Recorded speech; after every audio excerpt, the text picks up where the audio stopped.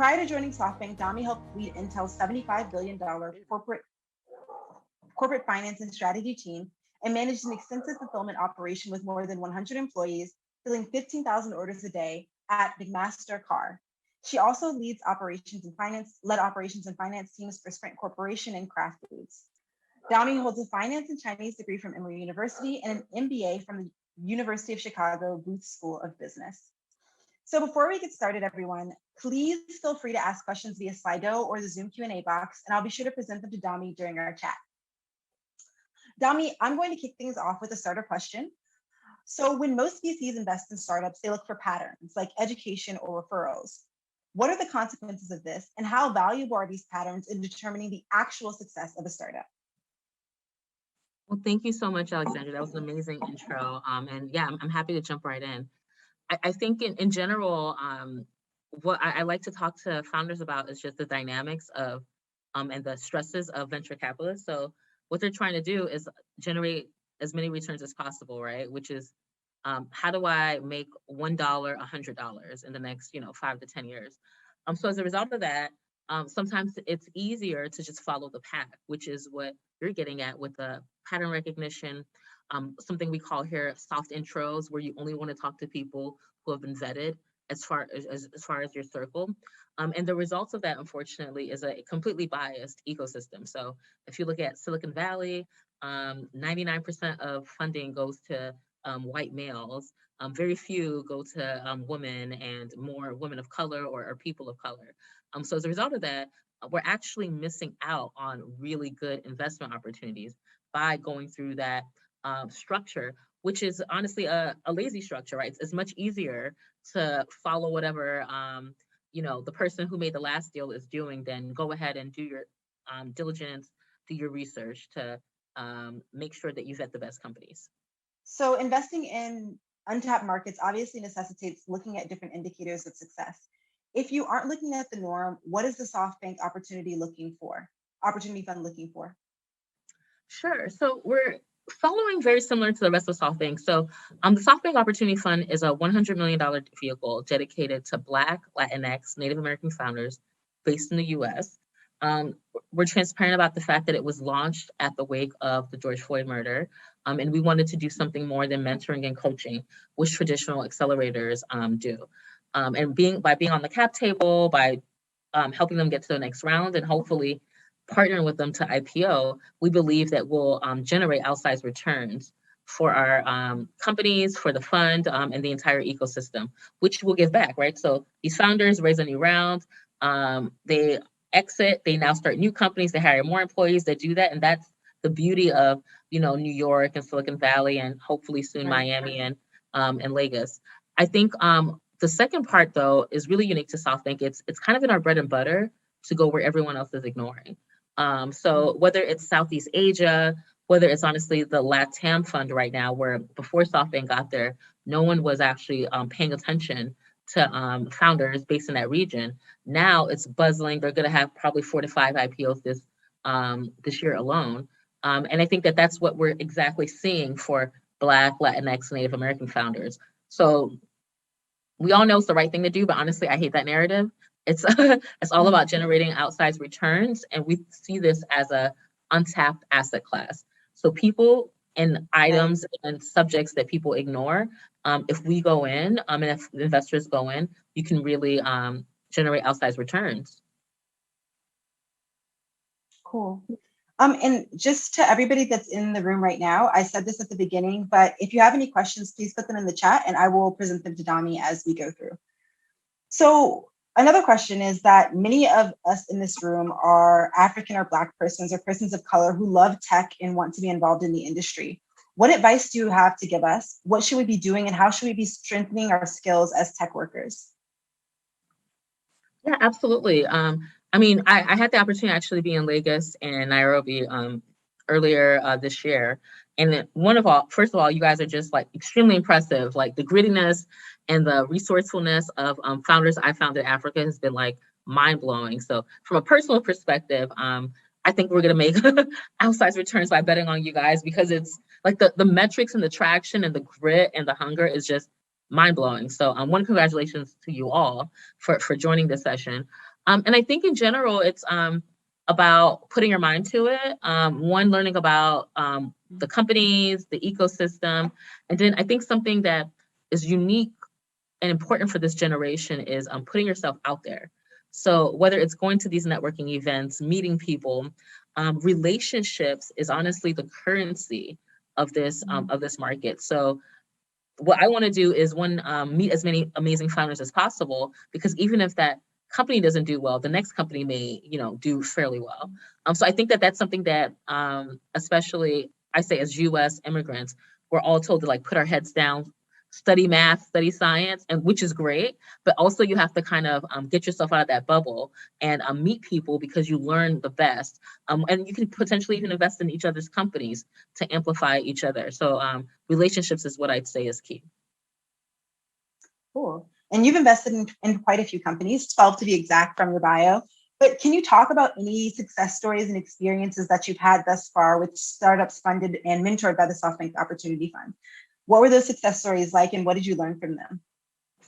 Yeah, absolutely. I think in general, so I get the opportunity to lead value creation. So on this fund, we have about 60 companies.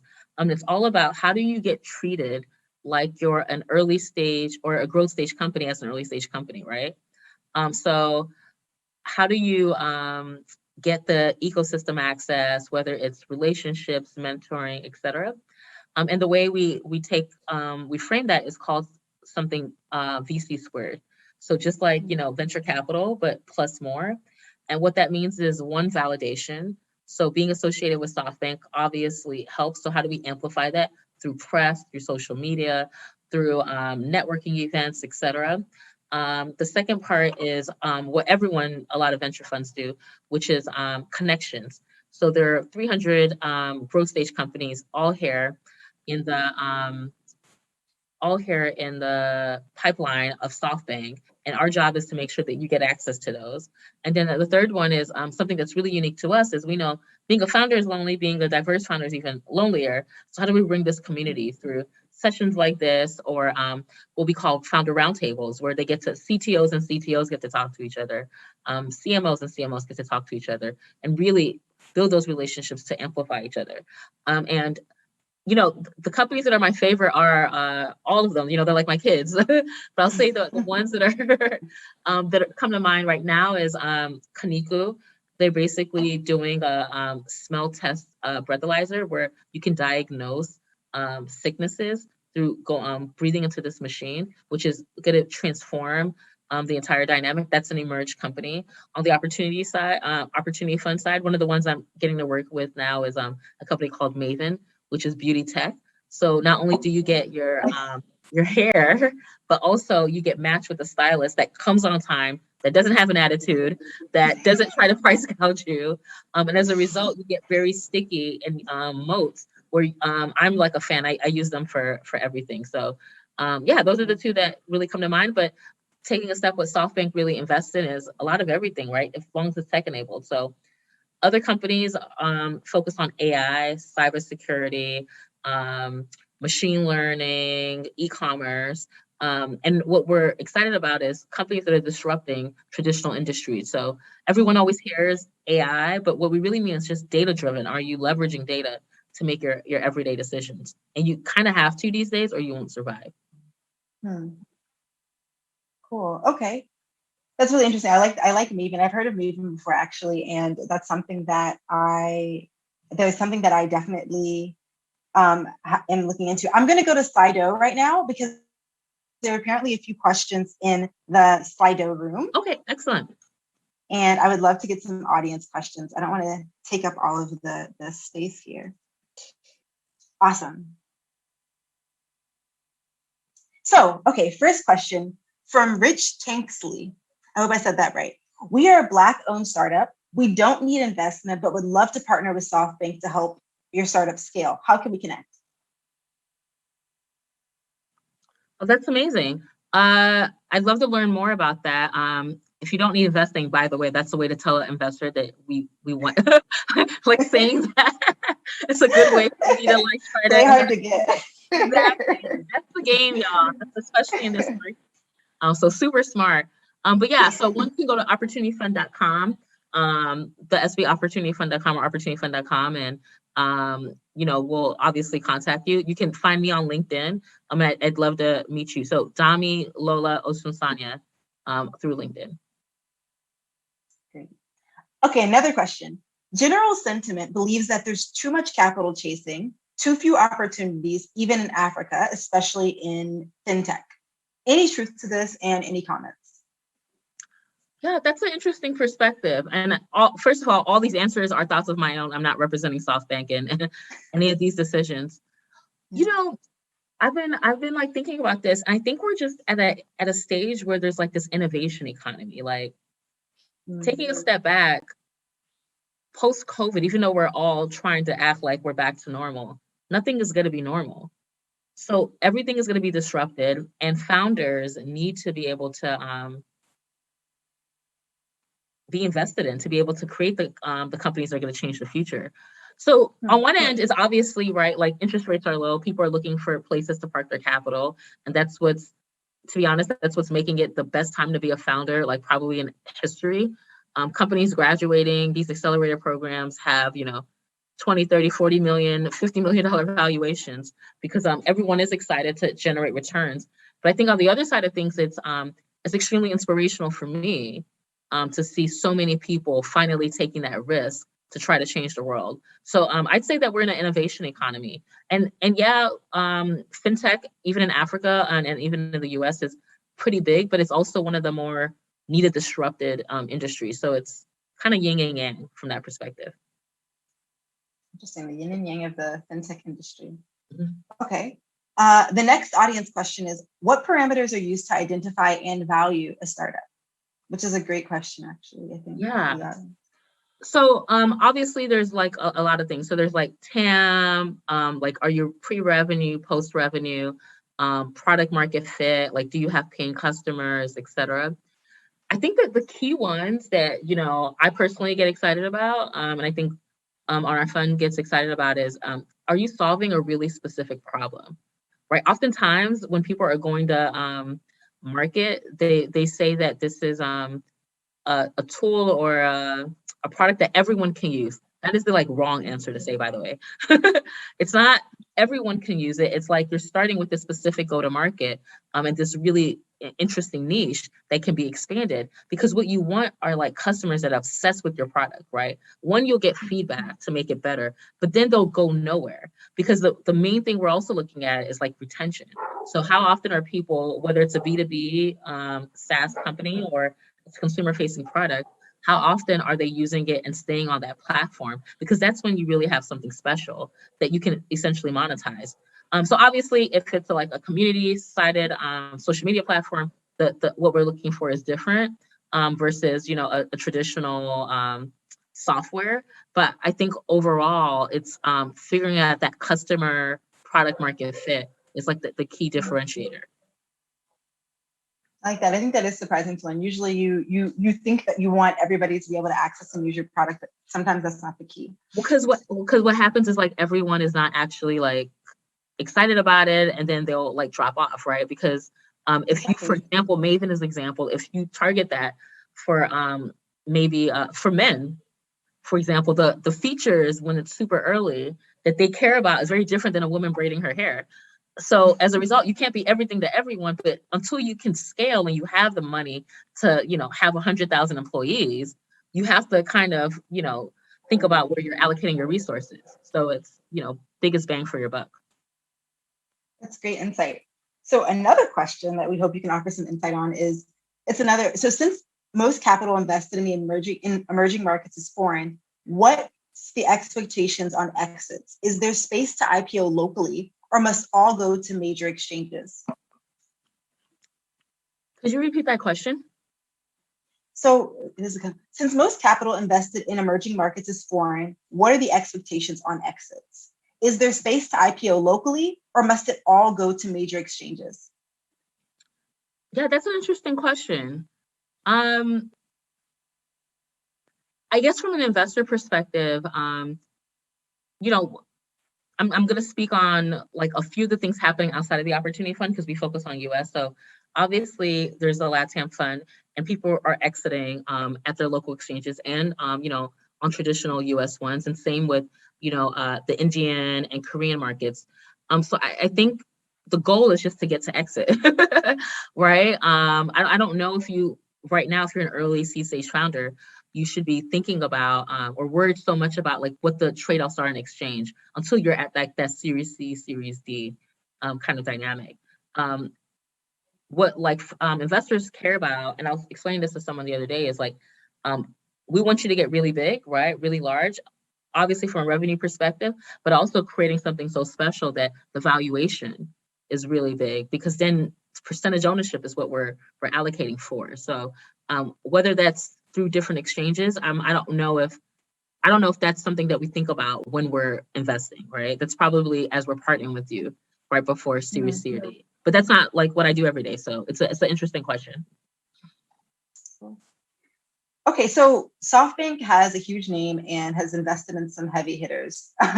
What can founders who think that they're suited for the Opportunity Fund, what can founders that want to apply for the Opportunity Fund but aren't yet suited do to get ready? That's if you had any tips for them. That's a good question. The mantra of the Opportunity Fund, and sometimes this rubs people the wrong way, but I think it's actually a good standard, is like, we're here to invest in the best, most innovative Black, Latinx, Native American founders, right? And to be honest, we have a chip on our shoulder because we're blessed to have a whole diverse team, and we all have something to prove, in that you can have a fund that's only investing in Black, Hispanic, Native American founders and generate outsized returns. So forget the pipeline issue, forget like they don't know what it's like. No, we got it, right? So as a result of that, there is a significantly high bar. And I think sometimes founders are surprised by that. But I think it's, hey, yeah, we're a fund for diversity, but we have an extremely high bar. So with that being said, before you get to the SoftBank fund, I think you have to really take a step back and understand like where you are in the pipeline, and are you customer obsessed? Do you have like a good traction? Usually we look at companies that are pre or post revenue rather. So if you're pre-revenue and you're doing, for example, pilots, are you able to convert those pilots and get people on board? So I think that's those are the biggest things to get ready. Also, I think reading about like companies that have recently raised, talking to other founders, getting advice. I am very much a fan of accelerator programs, whether it's TechStars 500 YC. I mean, there's obviously things that are not as well known, but are very important. And I think it's just having that rhythm of having the pitch and talk about your company in a very sophisticated way is important. Great. Okay, so we're down to 1 minute. And can you please use this last minute to dispel some words of wisdom and also tell us a little bit about how the Opportunity Fund works and how startups that are interested in learning more about the Opportunity Fund can get in touch with you? I know that's a lot, but hopefully no worries. I'll say the last part first. Opportunityfund.com if you want to know more about how it works, or find me on LinkedIn. I'm happy to engage you guys there. I think the wisdom I'll have is really about a founder perspective. So when you're talking to investors, let's remember you're doing us a favor. And what I mean by that is you are creating something big and meaningful, and you are giving us the opportunity to join you on that journey. And I think oftentimes founders reverse that in their mind, right? There's anxiety and there's this like dynamic. I mean, today is probably not as much because crazy capital. But what I'd say is when you're pitching or you're talking to investors, I think remembering that and exuding that confidence goes a long way. And you should just remember that, right? Like you're the one building, you're the one doing all the hard work, quitting your job, etc. And you're building something extremely meaningful and powerful. And if you believe that, we're really excited to join you on that journey and honored. And I'll end there. Great. Okay, thank you everybody for attending. That is our time today. Thank you so much, Dami. So thank you so much for joining us today, Dami. And thank you everybody for your questions. And I really enjoyed this session.